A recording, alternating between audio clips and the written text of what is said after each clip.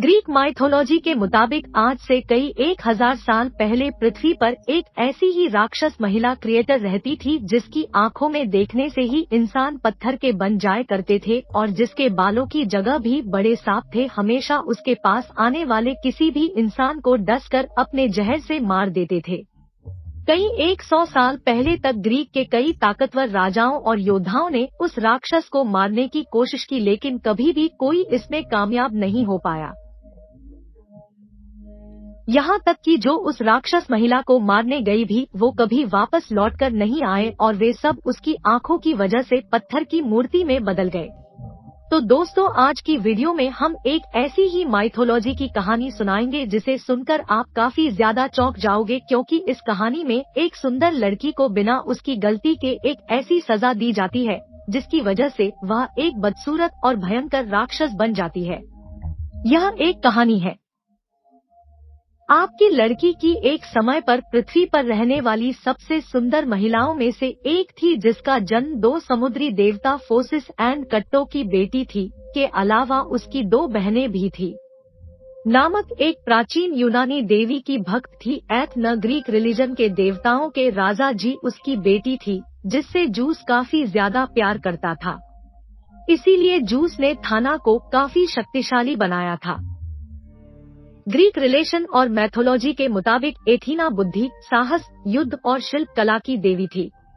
आपको आज भी एथीना देवी अक्सर एक हेलमेट धारण करती हुई और एक्सपेर और ढाल लेकर दिखाई जाती है, जिसकी मूर्ति आपको कई ग्रीक मॉन्यूमेंट्स एटा टेम्पल पर देखने को मिल जाएगी।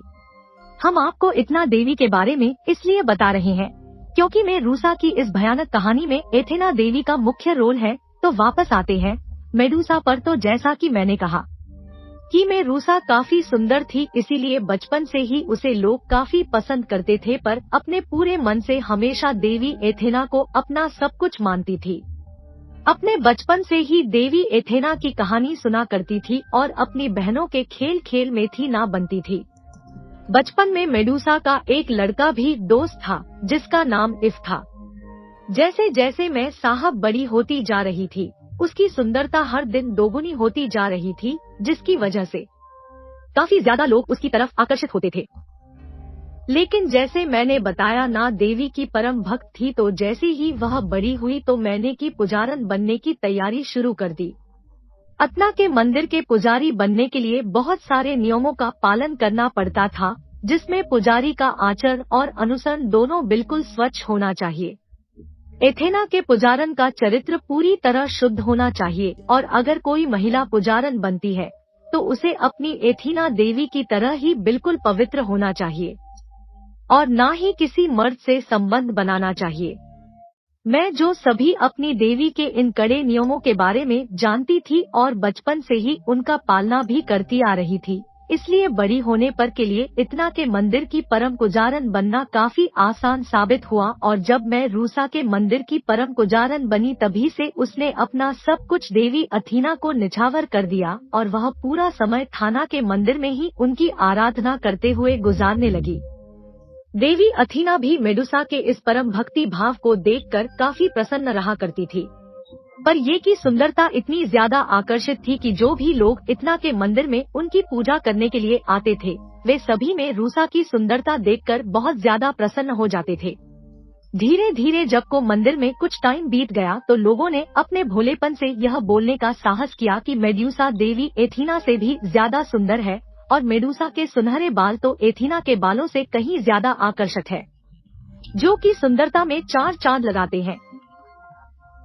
देवी एथेना भी अपने भक्तों द्वारा की सुंदरता में की जाने वाली इन सभी तारीफों को सुनती रहती थी और कहीं ना कहीं देवी एथेना को भी ये बिल्कुल पसंद नहीं था कि उसके बाद तो उसके अलावा की इतनी तारीफ कर रहे हैं और आखिर क्यों वो उसकी खूबसूरती को मुझसे ज्यादा बता रहे हैं।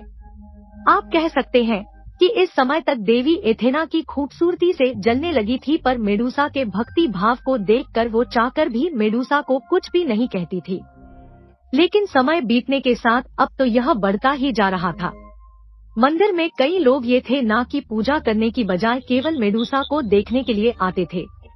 एक मैथोलॉजी के मुताबिक जब एक दिन देवी एथेना इसी असमंजस में थी कि वह मेडूसा का क्या करे, इसी बीच समुद्र के देवता पोसेडोन ने देवी की इस बेचैनी को देखा। उस दौरान समुद्र के देवता पोस्ट और एथना के बीच बहुत ज्यादा दुश्मनी थी, क्योंकि कुछ ही समय पहले उन दोनों के बीच हेवन के एक खूबसूरत शहर पर कब्जा करने के लिए युद्ध हुआ था। क्योंकि युद्ध की देवी एथेना ने जीत लिया था, यहीं से पड़ोसी दोनों रहे थे ना के बीच बहुत ज्यादा दुश्मनी हो गई थी। इसी युद्ध के बाद ने हार तो मान ली थी, पर वह एक ऐसे मौके के इंतजार में था जब वो इतना से बदला ले सके। इसी बीच का ध्यान पर पड़ा तो उन्होंने देखा कि इतना का ध्यान उनकी सबसे सुंदर और दयालु पुजारी की तरफ केंद्रित है।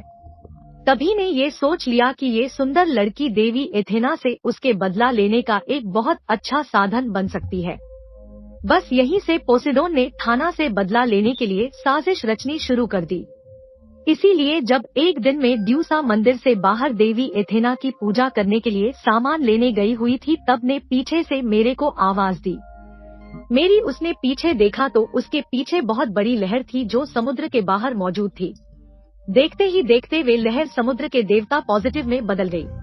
पोसेडोन ने अपनी शक्तियां और खूबसूरती दिखाकर मंजूसा को अपनी प्रेमिका बनने को कहा, लेकिन मंजूसा का मन बिल्कुल साफ था और वह के आकर्षण से बिल्कुल भी विचलित नहीं हो रही थी।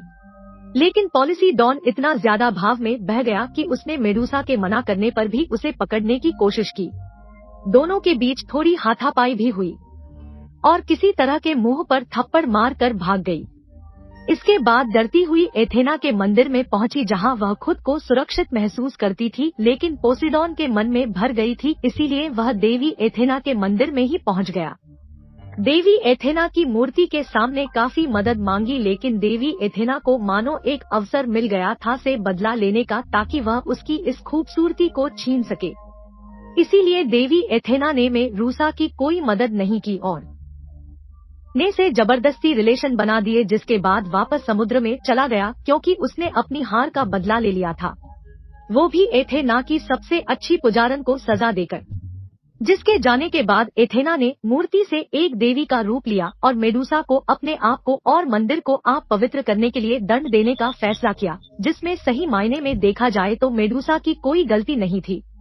पर जो भी हो, इतना ने मेडूसा को एक श्राप दिया, जिससे शराब के चलते में जिस भी व्यक्ति को देखेगी वह पत्थर का बन जाएगा। और जिन सुंदर बालों की वजह से मेडूसा बहुत ज्यादा आकर्षित लगती थी, उन बालों को जहरीले सांपों में बदल दिया, जैसा कि आपने कहीं हॉलीवुड मूवीज में भी देखा होगा। जब उसको ये शराब मिला तो वह मंदिर के एक कोने में जाकर रोने लगी। तब उसके दोस्त उसे ढूंढते ढूंढते उसका रोना सुनकर वहां तक पहुंच गए जहां पर रो रही थी, लेकिन मेडूसा चाहकर भी अपने दोस्तों को नहीं देख पा रही थी, क्योंकि अगर वह ऐसा करती तो उसके सबसे प्रिय दोस्त भी पत्थर के बन जाते। लेकिन जब उसमें से एक दोस्त ने के कंधों पर हाथ रखा तो उसके बालों में जो सांप थे, उन्होंने उसके दोस्त के हाथ पर काटा, जिसके बाद अचानक से पीछे घूम गई, जिसके कारण उसका प्रिय मित्र पत्थर बन गया। इसके बाद अपने दोस्त की पत्थर की मूर्ति से गले लगकर बहुत रोने लगी। कुछ लोगों ने एक दूसरे को उस भयानक सांप के बालों वाली प्राणी के बारे में बताया और कई लोगों ने मेडूसा का शिकार करने के लिए एक रणनीति बनाई, जिसमें कहा गया था कि जो भी व्यक्ति मेडूसा का शिकार करेगा उसको बहुत बड़ा इनाम दिया जाएगा। हालांकि मेडूसा को किसी भी व्यक्ति को चोट पहुंचाने का इरादा नहीं था, बस वह खुद को बचाना चाहती थी। इसीलिए उसने एक ऐसी जगह में छुपाने का फैसला किया जहां पर कोई भी नहीं आता था। लेकिन लोगों ने को वहां भी चैन से रहने नहीं दिया और कई बड़े राजाओं और योद्धाओं ने उस पर आक्रमण किया, लेकिन मैंने उन सब को पराजित कर दिया और वहां से भाग गई।